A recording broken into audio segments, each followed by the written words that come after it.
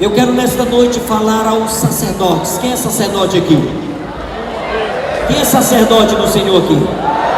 A palavra de Deus diz que o Senhor nos escolheu como raça eleita, povo santo, sacerdócio real. Amém? Povo de propriedade exclusiva do Senhor. É o que está escrito lá em 1 Pedro. O sacerdote, queridos, é levantado por Deus. É Deus que levanta o sacerdote. E Deus levanta o sacerdote para uma missão específica, que é adorar e servir. Amém?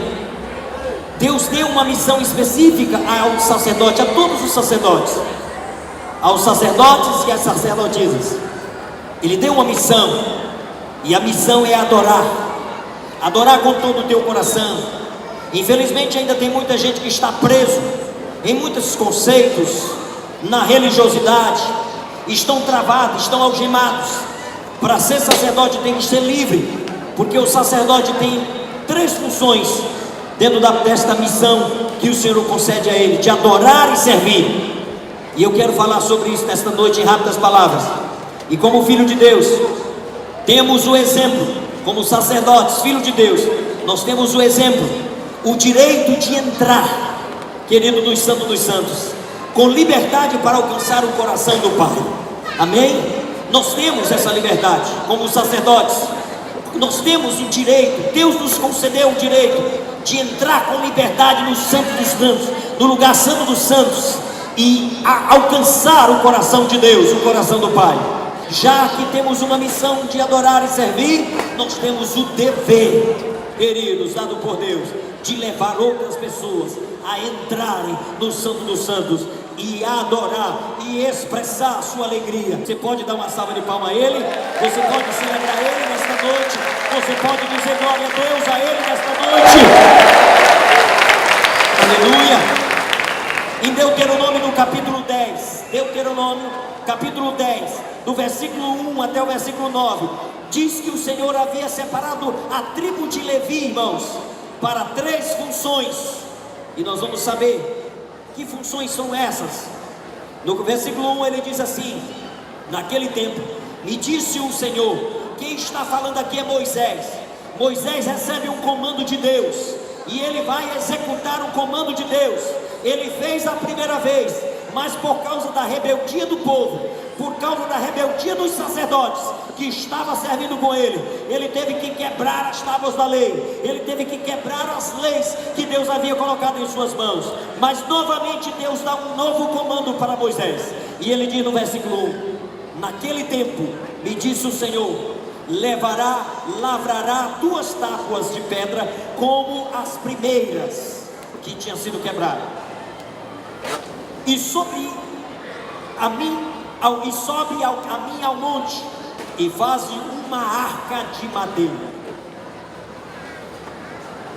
Escreverei nas 2 tábuas as palavras que estavam nas primeiras que quebrastes, e as porás na arca. Assim fiz uma arca de madeira de acácia. Lavrei 2 tábuas de pedra como as primeiras, e subi ao monte com as 2 tábuas na mão. Moisés está obedecendo o comando que Deus deu a ele,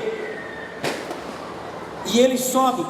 No versículo 4 então ele diz: então escreveu o Senhor nas tábuas as suas leis. Ele escreveu segundo a primeira escritura, e o Senhor mas deu a mim. Moisés está dizendo: Deus escreveu novamente e deu as tábuas a Moisés.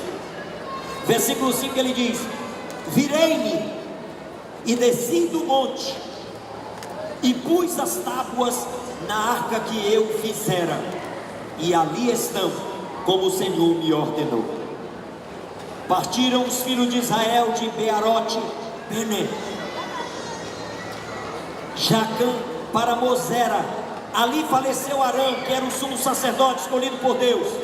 Naquele lugar faleceu Arão, e ali foi sepultado. Mas como havia uma ordem de Deus na vida dos sacerdotes, que Arão seria da tribo de Levi, e ele daria continuidade, os filhos dariam continuidade ao sacerdócio de Arão. Arão morre ali e foi sepultado, e quem assume o seu lugar é Eleazar, seu filho, para conduzir o seu povo.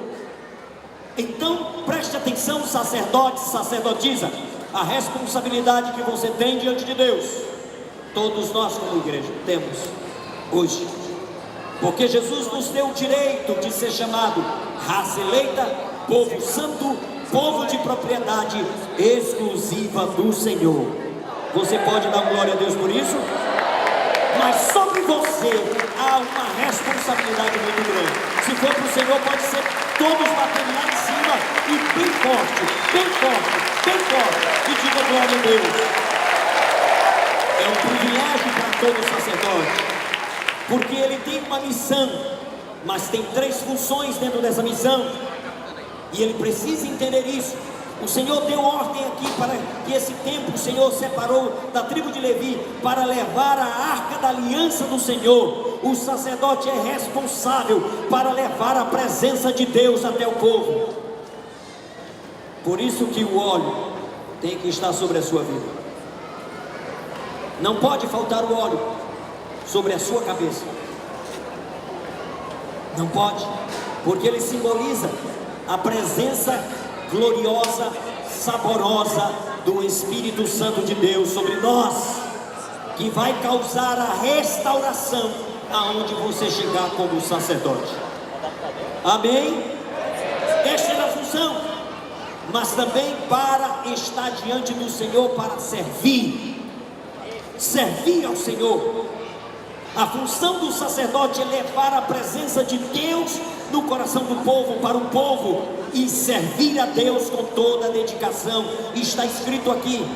E também a terceira função é para abençoar o povo, é para abençoar as nações, é para abençoar a comunidade, é para abençoar a igreja. Esta é a função do sacerdote, abençoar o povo até o dia de hoje, como está escrito aí. Queridos, carregar a arca da aliança, está diante do Senhor para ministrar a lei, a palavra, ministrar os princípios do Senhor, proclamar a bênção sobre as pessoas. Esta é a função de cada um de nós.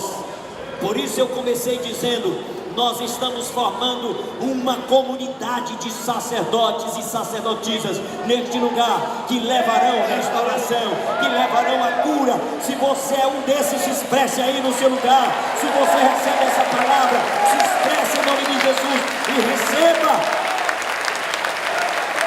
Agora entenda, você é precioso diante de Deus, carrega uma preciosidade dentro de você. Mas preste atenção, Paulo declara esse privilégio de levar a presença de Deus, e que essa presença de Deus ela é carregada em vasos, não é de ferro, não é de bronze e nem vaso de ouro, mas em vaso de barro. Por que Deus faz isso? Porque Deus te usa como vaso de barro, e Ele entra dentro de você, Ele habita dentro de você para você transportá-lo. Por que Deus faz isso, se somos vaso de barro? 2 Coríntios capítulo 4, versículo 7 diz assim: temos porém este tesouro dentro de nós. Temos esse tesouro dentro de nós. Você está entendendo isso? Você está entendendo essa palavra? O apóstolo Paulo diz que nós temos esse tesouro que foi dado lá a Moisés. A arca representava a presença de Deus.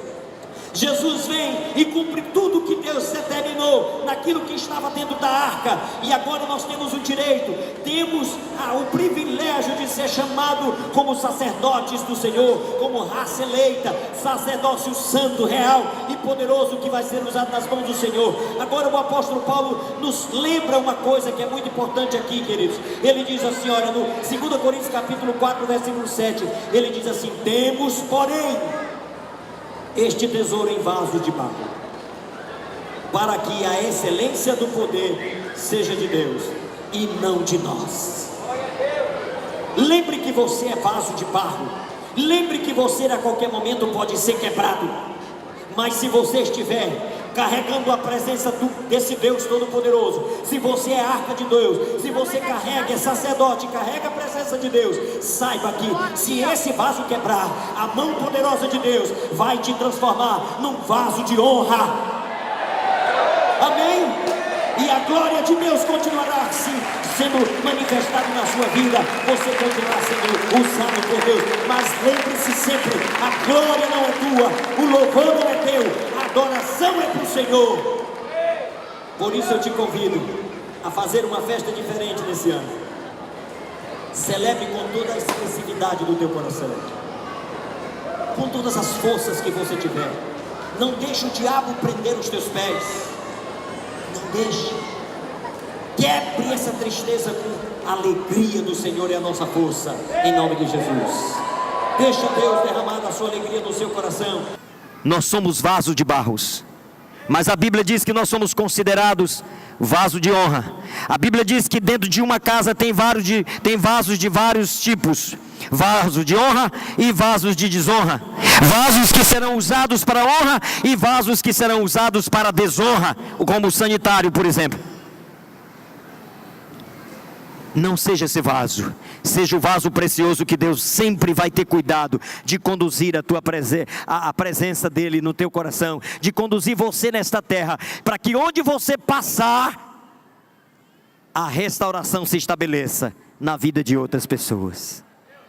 É tão gratificante, irmãos, quando você é usado por Deus, quando Deus te usa para abençoar uma pessoa e tirar ela do charco de lodo, tirar ela da opressão maligna, tirar ela da depressão, tirar ela da doença e trazer um novo estado para aquela pessoa, um estado de paz, de alegria, de amor, de justiça de Deus. É tão maravilhoso, irmãos, ser usado por Deus, mas nunca esqueçamos, em nome de Jesus, que nós somos vaso de barro, mas que há uma preciosidade dentro do nosso coração. Você transporta a presença de Deus.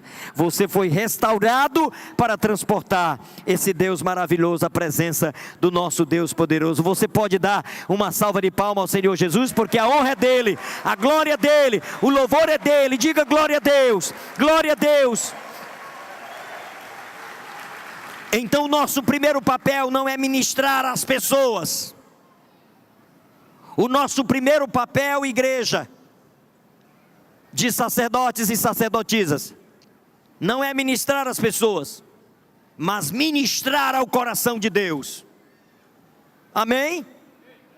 Caia primeiro na graça de Deus, porque quando você cair na graça de Deus, você cairá na graça dos homens. Amém? Diga glória a Deus. O nosso primeiro papel não é ministrar às pessoas. Para ministrarmos às pessoas, nós precisamos ter intimidade com Deus, carregar a presença de Deus, servir ao Senhor.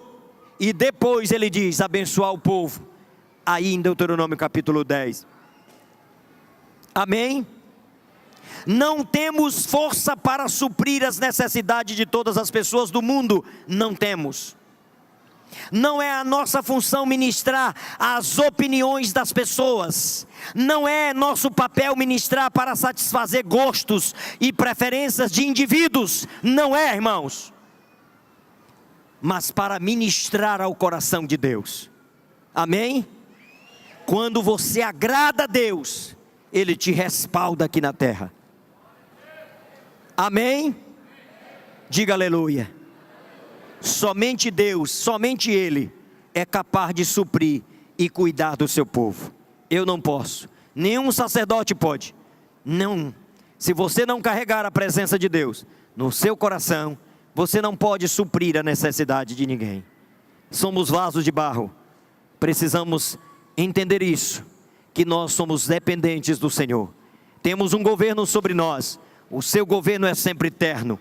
E Ele estará sobre as nossas vidas, conduzindo os nossos passos e nos levando, nos conduzindo aonde temos que ir. Mas a sua presença tem que estar conosco. para que possamos suprir as necessidades das pessoas, para que possamos tirá-las do lamaçal de pecado, para que possamos tirá-las da depressão, da opressão maligna, do estado de miséria. É preciso carregar a arca, precisa transportar a arca, porque essa é a função de todo sacerdote: transportar a presença de Deus, transportar a arca do Senhor. Quem está disposto a transportar essa arca, diga glória a Deus, aleluia. Tome então muito cuidado, para você não ensinar o que é seu, mas ensinar o que é de Deus. Porque a função do sacerdote é carregar a arca e servir a Deus em primeiro lugar, e depois abençoar o povo. E para ele fazer isso, ele tem que estar cheio de Deus, ele tem que ser o vaso que Deus vai encher da sua presença. Porque a Bíblia diz em Provérbios, capítulo 14 e versículo 12: alguns caminhos para o homem parecem certos, parecem direitos, mas no final é conduzido à morte. Então, se encha de Deus. Se você quer ser o canal que Deus vai usar, o vaso que Deus vai usar, se encha de Deus, em nome de Jesus, amém? É sua obrigação como líder ajudar as pessoas e compreender qual o caminho da verdade.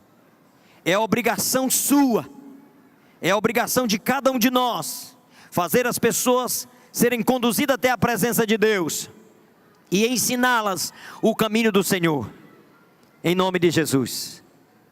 E eu quero que você receba essa palavra. Fique de pé, eu quero te abençoar. Eu espero que você tenha entendido. E foi uma palavra rápida, porque nós temos uma programação extensa. E eu quero, em nome de Jesus, que você fique com essa palavra. Se você é povo santo, raça eleita, sacerdócio real, eu quero que você entenda que você não suprirá a necessidade de ninguém, se a presença do Espírito de Deus não estiver com você. Você não será um restaurador se não tiver restaurado. Você não será restaurador, a restauração não virá sobre a vida de outra pessoa se ela não estiver na tua vida, se ela não foi aplicada na sua vida. É preciso que haja.